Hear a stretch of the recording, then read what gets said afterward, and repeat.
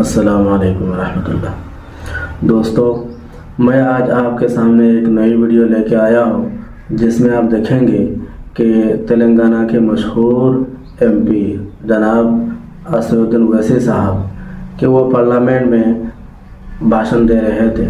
उस वक्त दूसरी पार्टी के एक एमपी ने कुछ बोला तो उन्होंने बहुत डांटा, उन्होंने खूब डांटा।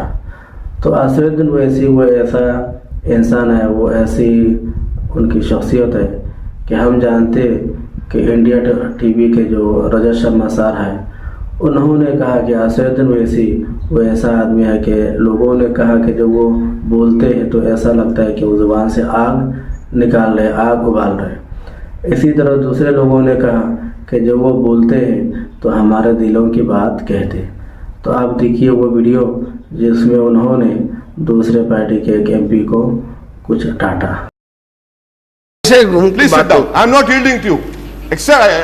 I don't accept this from you. Please, Mr. Now, who will return back the lives of those 19 Muslim boys?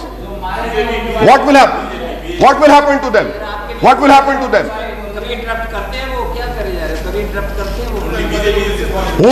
Who will bring back the lives of those people? And one thing that has to be understood over here, this so-called facade that harassment of Muslims or Christians will only take place where you don't have secular government. I don't agree with that concept, that notion. This is a well-planned program by all those forces who are hell-bent on dividing India. I would like to request my friends over here that power is not eternal. Today it is UPA, tomorrow it can be you, which I don't want you to be, but it is not eternal.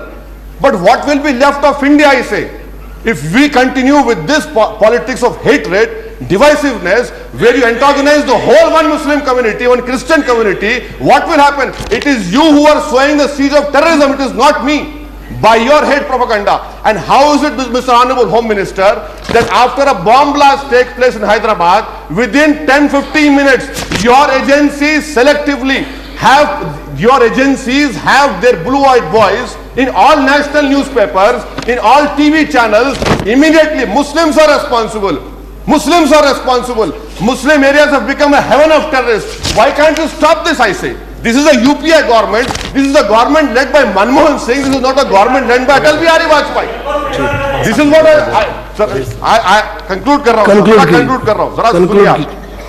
इसीलिए हम बता रहे हैं, बाटला house का encounter हुआ. मैं बराबर मजम्मत करता हूं शर्मा साहब को जो मारा गया, मजम्मत करते उसको. जिन लोगों ने शर्मा साहब को मारा, हिंदुस्तान के मुसलमान ये कहेंगे कि उनको सुसूली पर चढ़ाओ, वरना बीच चौरास्ते पर रखकर खान इजाजत देगा तो गोली मारो. मगर सवाल ये पैदा होता है कि अगर मैं ये मुतालबा करता हूं कि बाटला हाउस के बारे में इंक्वायरी होनी चाहिए, तो आपको कौन देता है कि मुझे मेरी वफादारी पर शक करे? क्या कानून को पासो लिहाज आप नहीं रखेंगे? क्या कानून को फॉलो नहीं करेंगे? आप जो कहेंगे वो सच, हम जो कहेंगे झूठ. स्वामी लक्ष्मणनंदा स्वामी को मारने वाले माओइस्ट नहीं थे, आप करें क्रिश्चियन. मुसलमान मारे तो इंडियन मुजाहिदीन, यानी क्रिश्चियन माओइस्ट हो गए, मुसलमान इंडियन मुजाहिदीन हो गए, ISI हो गए. ये कब तक चलेगा? इसीलिए हुकूमत से हमारा मुतालबा है कि सबसे पहले आपका काम करना है कि आप अपने एजेंसीज में, चाहे वो सेंट्रल IB हो, बड़े बड़े ओहदों पर सेकुलर जहन रखने वाला अफसर को लाइए. आपका नेशनल सिक्योरिटी एडवाइजर कहता है कि बजरंग दल पर हम पाबंदी इसलिए आयद नहीं कर सकते क्योंकि बजरंग दल ऑर्गेनाइजेशन नहीं है. क्या यह मनमोहन सिंह की सोच है? क्या यह UPA की सोच है? मैं जानना चाहता हूं. होम मिनिस्टर साहब जवाब दीजिए हमको. हिंदुस्तान का मुसलमान जानना चाहता है कि आपका नेशनल सिक्योरिटी एडवाइजर यह कहता है कि बजरंग दल पर पाबंदी आयद नहीं करनी चाहिए, तो फिर 2002 के इंतखाबात के बाद मुसलमानों के 100 पर इख्तियार मिला आपको, और आपका एडवाइजर कहता है कि बजरंग दल को पाबंदी आयद नहीं करनी चाहिए.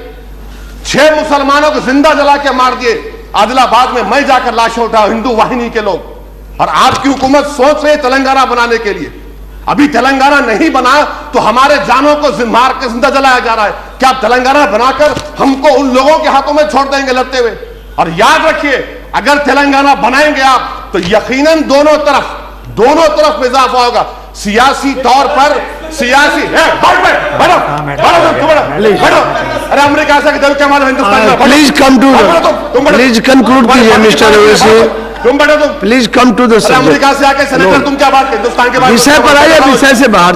अगर तेलंगाना बनाएंगे यकीनन ये मुसलमान तो विषय से बाहर हैं आप। ये ऐसे तेलंगाना लोग हैं 20 किलोमीटर दूर है तेलंगाना अलग मामला है। गया आपका एमपी कांग्रेस का, क्या आपका गया वहां पर मुसलमानों पे हमला हुआ? यहाँ बैठ के बड़े बड़े बातें करते, बैठ जाइए आप। अरे आप बैठ जाइए, आपको क्या मालूम, तुम्हारा क्या मालूम, कोई जान खतरा नहीं। अहम बात हम ये बोलना चाह रहे हैं, अहम बात ये बोलना चाह रहे हैं। लास्ट जिससे भी लास्ट क्या है, तेलंगाना बना तो इनकी सीट में लास्ट लाइन। इनको अपनी टिकट की पड़ी हुई है, मुझे अपनी जान की पड़ी हुई है, मुझे अपने मुस्तकबिल की पड़ी हुई है। आखिरी बात स्पीकर साहब, गुजरात के बारे में सुप्रीम कोर्ट ने फैसला दिया। 6.5 साल से गोधरा के जिन लोगों पर इल्जाम लगाया गया जेलों में जिंदगी गुजार रहे हैं। सुप्रीम कोर्ट ने कहा कि पोटा नहीं लगा सकता। होम मिनिस्टर साहब, आपकी हुकूमत क्या कर रही है? नानावती के कमीशन के जो कंक्लूजन्स थे, सुप्रीम कोर्ट ने उसकी धज्जियां उड़ा दी कि नहीं, उन पर पोटा नहीं लगाया जा सकता। तो आपकी मिनिस्ट्री क्या कर रही है, मुझे बताइए। हम जानना चाहते हैं आपसे कि क्या आप उन लोगों पर पोटा नहीं लगने देंगे? आखिर में हम आखिरी आपसे मुतालबा कर रहे हैं सर कि यूपीए की हुकूमत को यह सॉफ्ट तरीका नहीं चलने वाला। आप उसूल की बुनियाद पर इंसाफ करिए हमसे, वरना हिंदुस्तान का जो नौजवान मुसलमान है यकीनन मायूस हो रहा है, सिस्टम से उसका एतमाद हट रहा है। इसके बावजूद भी वो उम्मीद करता है कि ऐसे जगहों से, इस ऐवान से, हिंदुस्तान के तमाम जस्टिसों से हमको उम्मीद है इंसाफ की। अगर इंसाफ नहीं मिलेगा कि यकीनन इन तमाम चीजों में इजाफा होगा। अगर ये ऐवान, ये गवर्नमेंट, ये प्राइम मिनिस्टर अगर इंसाफ नहीं करेंगे तो कौन करेगा? कहां से मिलेगा हमको इंसाफ? तो इंसाफ करिए, जो जान और माल पर हमला उसको रोकिए, और आप सिर्फ इंसाफ करने से ही, दिलों को, दिमागों को साफ करने से ही प्लीज।